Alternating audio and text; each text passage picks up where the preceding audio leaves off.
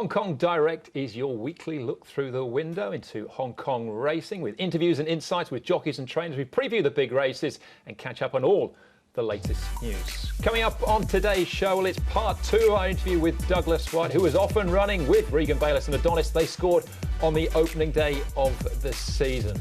Lyle Hewitson was in the action as well. His first day in the saddle. Didn't have a winner, but had a good day. We will weigh in with Lyle in part 2 of today's show. Great to have your company for Hong Kong Direct. I'm Andrew Lejeune. Great to have the company of Graham Cunningham back as well. Graham, it was a great opening day and a great start for Douglas Whyte. Yeah, good to be back, Andrew, and great to be at Sharton last week for a small piece of Hong Kong racing history, one of the most popular Class 5 successes ever. I saw Douglas very soon after he'd won the race with Adonis and said, "One down, 1,812 to go to match your riding record." And he said, "Ah, yes, only one." He said, "But at least the engine's running now." Absolutely, the journey has started.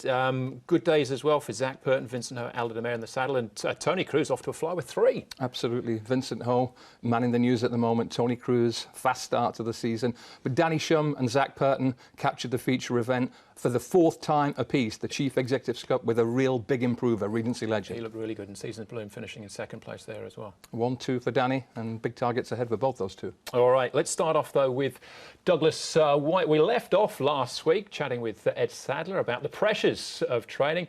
This week we delve into the horses Douglas has to go to war with this season. As we sit here and talk to you, you've got 46 horses on the books. Is that a number that you're happy to start off with? Very happy. Obviously it's escalated quite quickly. I didn't expect it to be that number so soon. Not that I'm complaining, but it's lovely to have the support around me. I'm grateful for that. Look, I've been here a long time, so I do know a lot of people. But having said that, they still got to have the faith and trust in you to send the horses to you. So I'm honoured to have that many horses so quickly, and they all seem to have settled in well. They're into a nice routine now, and I'm happy with them. We see you riding your own track work as well too. How important is that for you in your training career, that you've got that advantage that you're sitting on your own horses? Well, it's a huge advantage. I mean, my hands have never lied to me. They've been my going-to point for 23 years in Hong Kong.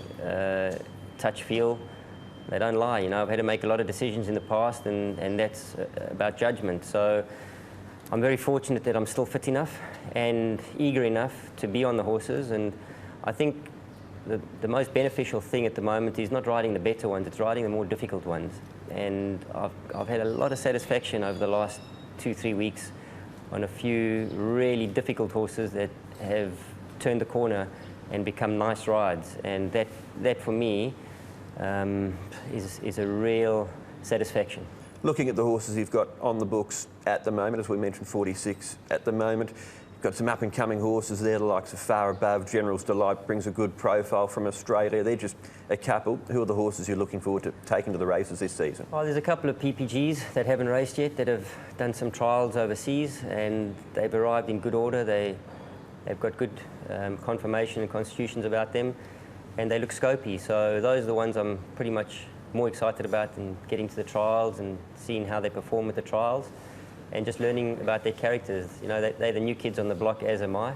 So they're the ones that change significantly from day to day, and just by tweaking gear on them or tweaking a different rider on them, it's amazing how that individual, that personality changes, and it appreciates just the little things you do to them.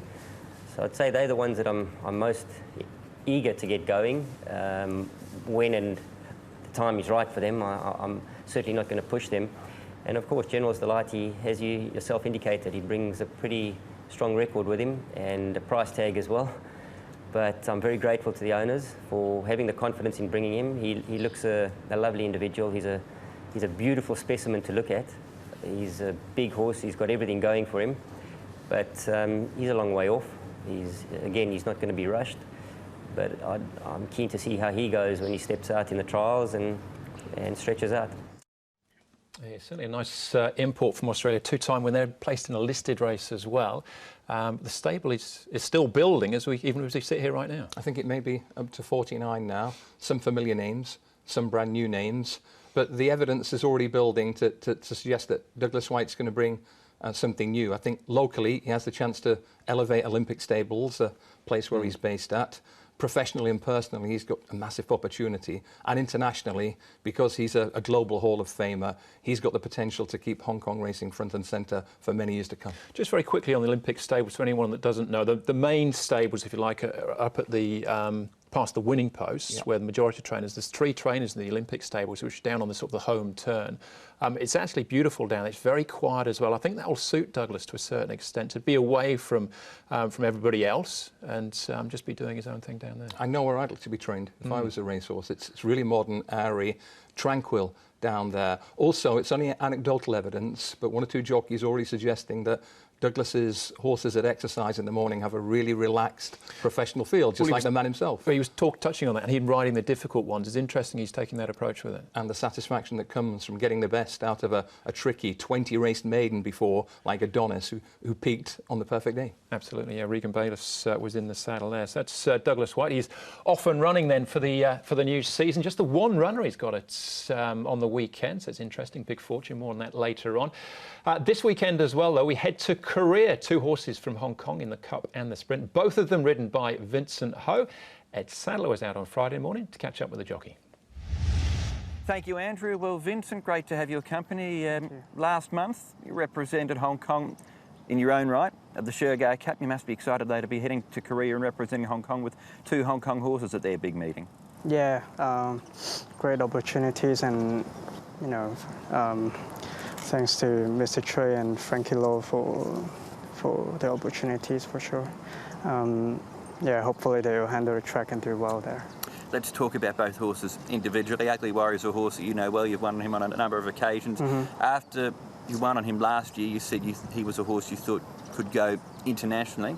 You've obviously always had a big opinion of him. Yeah, definitely. I think he's a really good 3rd horse.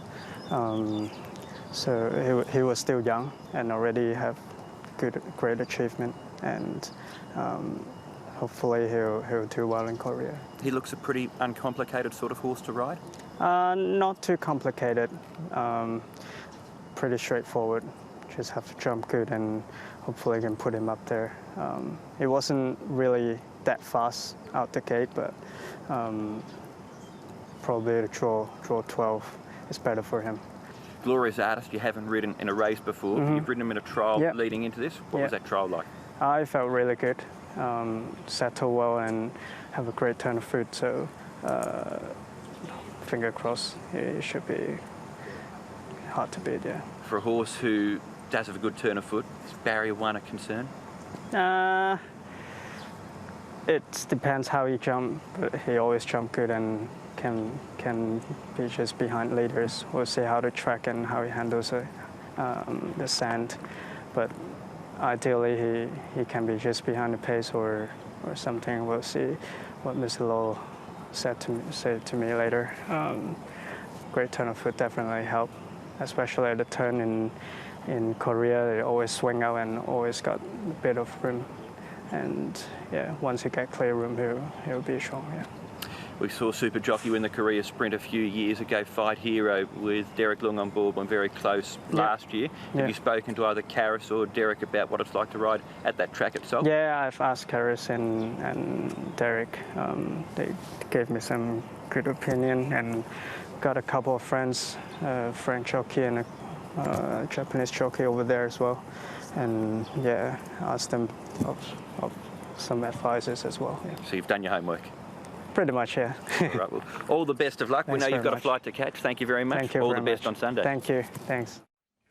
As Ed touched on there, Hong Kong horses have done well there in the past. How do these 2 line up, though, do you think, against this weekend's opposition? Well, there are positives and there are 1 or 2 question marks. Positives are they're both good quality all-weather horses here in Hong Kong, and there are no Japanese horses in the races this year.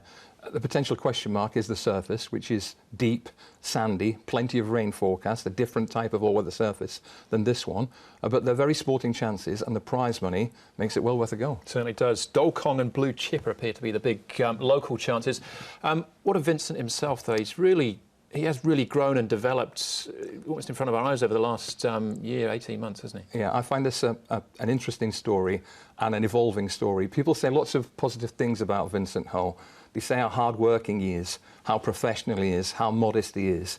Let's say one other thing. He's now a real elite jockey. Have a look back to last week, his double. The aggression he showed to get a position on Cordyceps in race 10, and the finesse and the confidence he showed in Golden 60, the poise he showed at Ascot to win at the Shergar Cup on Heart of Darkness. He is now a rider who's really on the rise, and if you'll pardon the pun, and it's a terrible pun, going abroad this weekend to try and enhance his international profile is a perfect career move. It is that as well, is that he's going to be recognised on the world stage now, and that the call might come to go and ride at these other major carnivals. He's made no bones about it. He wants to win international Group 1s if he can.